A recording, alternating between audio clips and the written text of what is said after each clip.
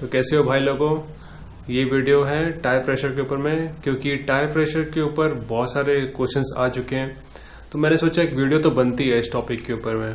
तो इस वीडियो में मैं कुछ डिटेल में बात करने वाला हूँ, बहुत सारी चीज़ें आपसे शेयर करने वाला हूँ, तो पूरा एंड तक देखिएगा। तो मैं क्या इसमें बताने वाला हूँ इस वीडियो में। पहला ये कि जो रिकमेंडेशन, जो प्रेशर जो कंपनी की तरफ से है वो क्या है, फिर मेरी रिकमेंडेशन, फिर तीसरा अगर आपने किसी दूसरी कंपनी का अगर टायर लगा लिया है तो क्या प्रेशर होना चाहिए, और चौथा अगर हम टायर को ओवर इन्फ्लेट कर देते हैं तो इसके क्या नुकसान है। तो पहली चीज जो हमें समझनी पड़ेगी कि जो कंपनी की तरफ से जो टायर मिला है हमें वो है MRF नाइलोक्रीप 1040/70 और जो रिम साइज है वो 17 है। कंपनी ने जो रिकमेंड किया है टायर प्रेशर वो है फ्रंट के लिए 25 और रियर के लिए है 29। हाउएवर किसी बंदे ने मैसेज किया था कंपनी को, MRF कंपनी को, पूछने के लिए कि ये जो आपका टायर है इसकी आप क्या टायर प्रेशर रेकमेंड करते हो।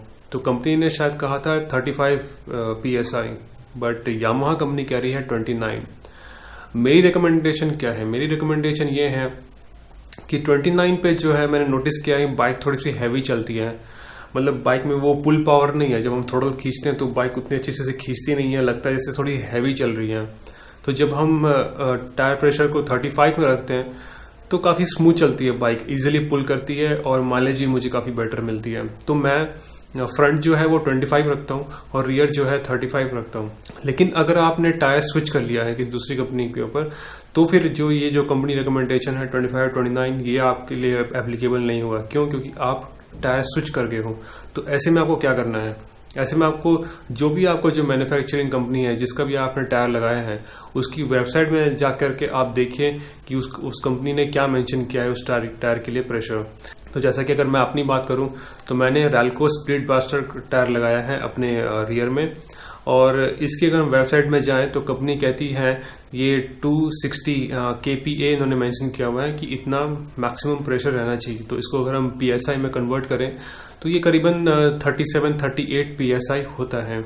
तो 37-38 PSI रैल्को की कंपनी ने रेकमेंड किया है। तो अगर मैं उसमें 29 रखूंगा तो वो लो हो जाएगा उसके लिए। तो जो भी आपने टायर लगाया है दूसरी कंपनी का उसकी वेबसाइट में जाकर देखिए कि उन्होंने मेंशन किया है कि नहीं किया।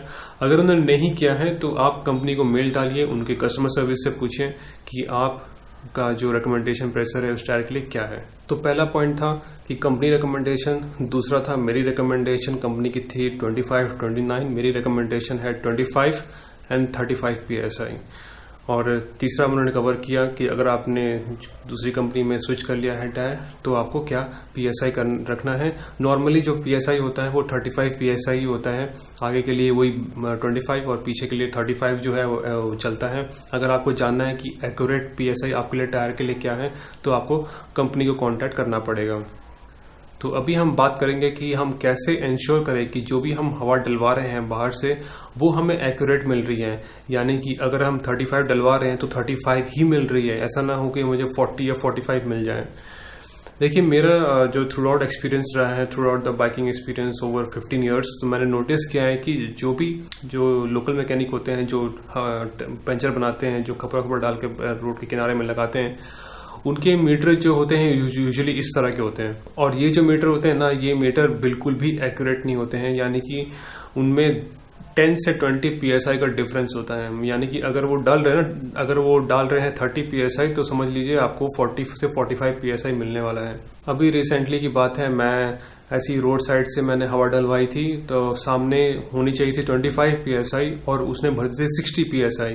तो ये आप कैसे इंश्योर करें कि आपको एक्यूरेट हवा मिल रही है? तो उसके लिए मैं रिकमेंड करूंगा कि आप अपने पास एक इस तरह का टायर प्रेशर गेज रखें। ये है इलेक्ट्रॉनिक गेज है, इसको यहाँ से बटन दबाते हैं तो ये स्टार्ट हो जाता है। ये अलग अलग रीडिंग्स देता है, PSI kPa और जो भी जरूरत होती है वो सारे देता है, डिस्प्ले करता है।